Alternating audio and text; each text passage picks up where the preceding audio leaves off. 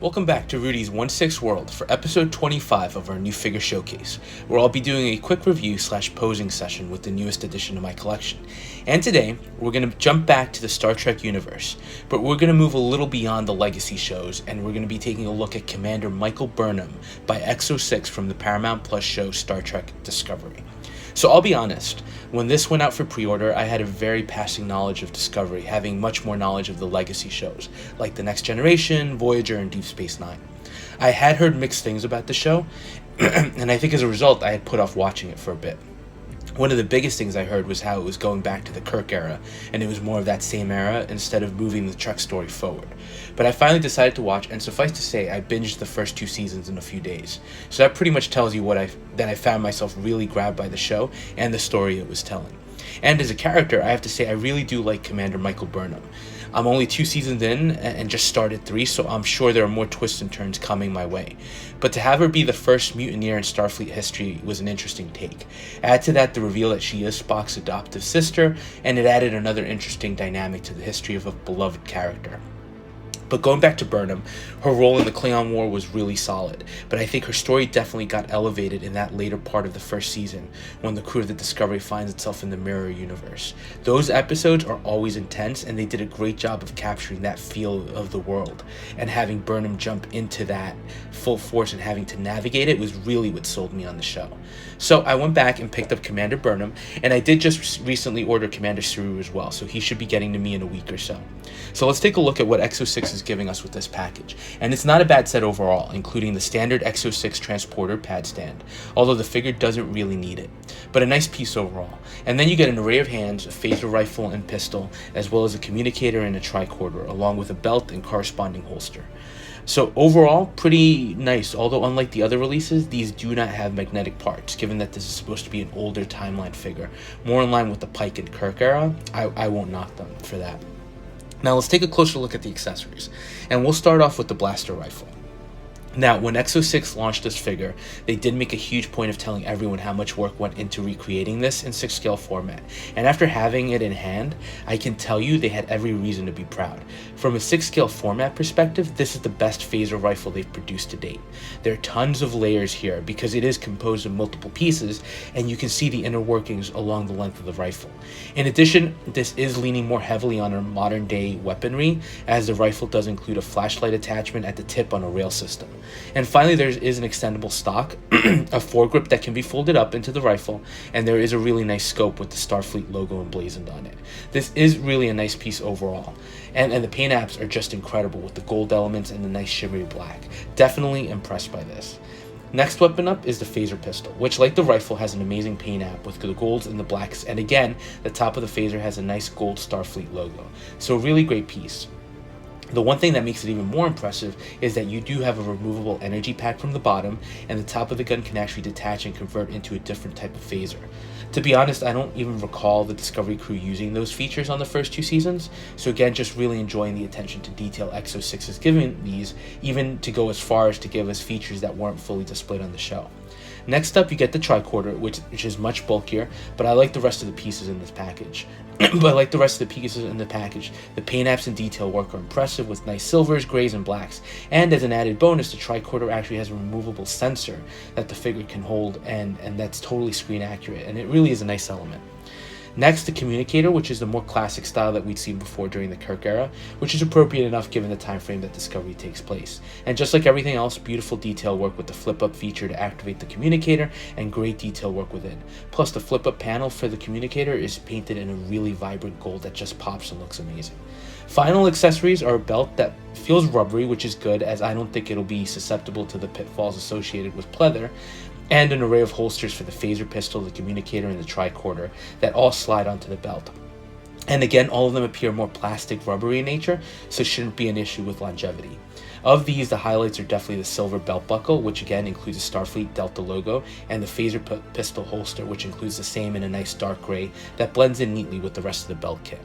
And then you get a huge assortment of hands, including some very specific Vulcan gesture hands and other ones specific for certain accessories. And they're all nicely painted and sculpted, so no real complaints here other than some minor nicks on one of the hands, but nothing noticeable unless you're really looking for it. So now, moment of truth, the sculpt. This is supposed to be Michael Burnham from season 2 of the show, I believe. And honestly, it's a really good sculpt. This is now the 4th EXO-6 figure I've gotten, and it's the 3rd really good sculpt. And looking at the video, I do feel like, and I know this is an overused statement, but I do feel like the camera does not do the figure justice. This is really well done here. Skin texture and paint apps are done well to create a very subtle impression of a real person. In addition, the eyes. They're nice and do add to that level of realism, which is always a big thing on these 6 scale figures. Now, the only issue here is her hair. It isn't bad, but it could be better. Unlike Janeway, where it just seemed like the hairpiece was popped on top of the sculpt, here they did a much better job kind of creating that hairline. There's some nice sculpt work here that's supposed to give you that more realistic feel. Only thing that betrays that is the paintwork, which isn't great at the interface. In addition, the hair just feels like it could have a little better definition, but this is really well done. Down to the small scar at the bridge of her nose, which I think is very distinctive on the show. So good on EXO-6 for recreating that.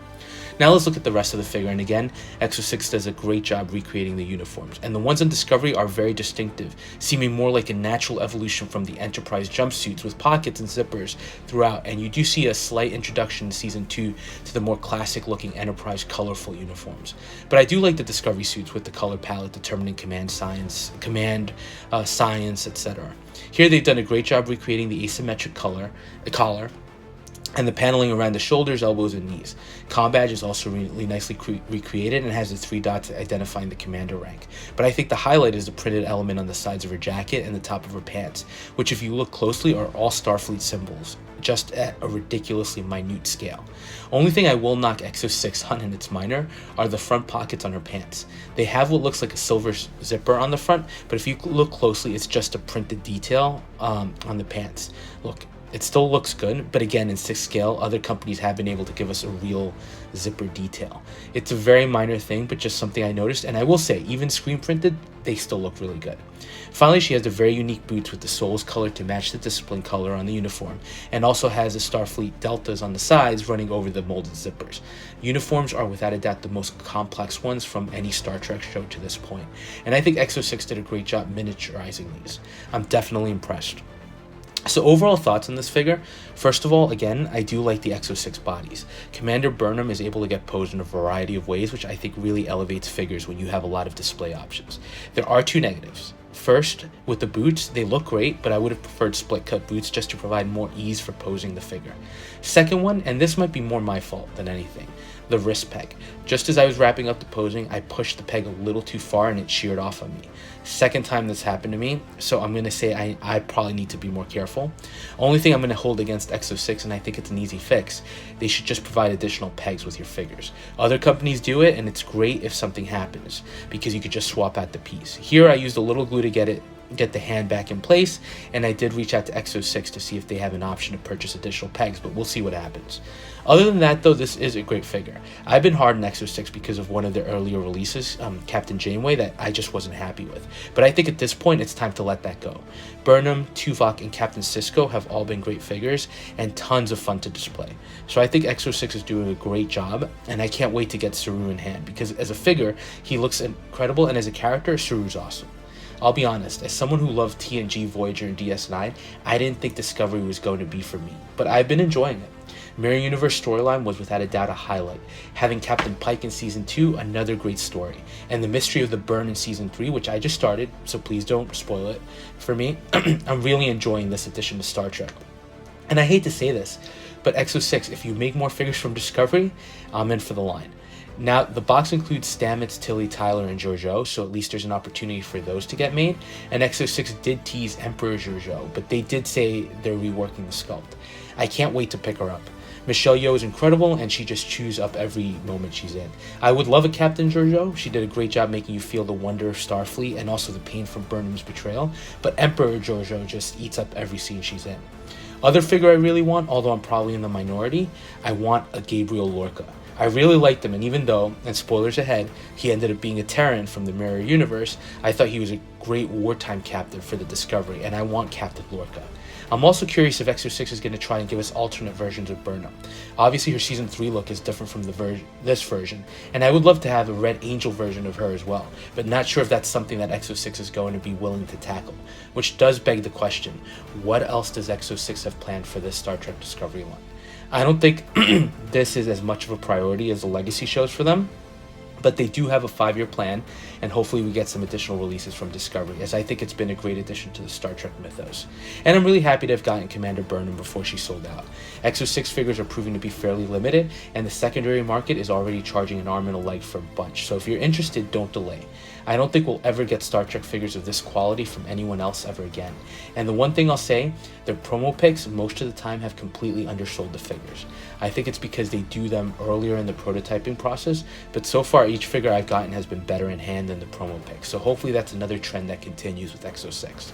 So that was a quick look at Commander Michael Burnham, and I am super happy to have her added to my growing Trek collection, and I'm glad I made an effort to catch up on Discovery. Really looking forward to what's coming up next from EXO-6. Let me know your thoughts on this figure and on Star Trek Discovery, and if there are any other characters you might want, I'd love to know which ones you're looking forward to. So with that, thank you for watching, and if you are enjoying the content and are feeling so inclined, please like, comment, and subscribe, and we'll touch base on the next video.